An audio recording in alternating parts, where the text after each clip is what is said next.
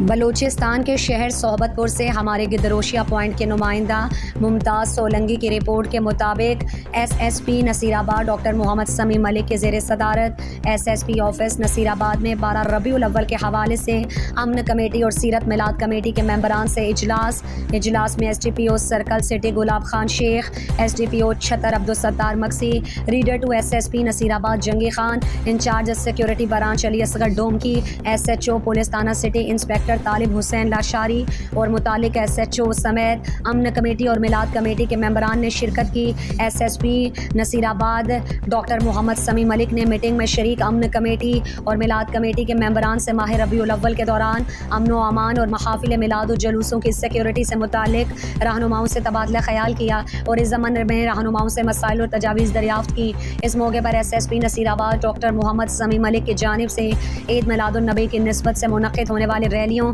اور محفل میلاد میں ضلع پولیس کی جانب سے بھرپور سیکورٹی انتظامات کرنے کا عزم کیا۔ انہوں نے مزید کہا کہ ہمارے پیارے نبی آخر الزماں حضرت محمد مصطفیٰ کی آمد کی نسبت سے ماہ ربیع الاول مسلم امہ کے لیے خوشیوں کا مہینہ ہے، جس میں امن و امان بحال رکھنے کے لیے ضلع نصیر آباد پولیس کی جانب سے خصوصی سیکورٹی پلان تشکیل دے کر سیکورٹی کے سخت اقدامات کیے جائیں گے۔ دوسری جانب تمام شرکاء نے انتظامیہ سے تعاون کی اپیل کی اور ظاہر کیا کہ نصیر آباد پولیس کے اقدامات پر اعتماد کا اظہار کیا اور اختتام میں دعائے خیر مانگی گئی۔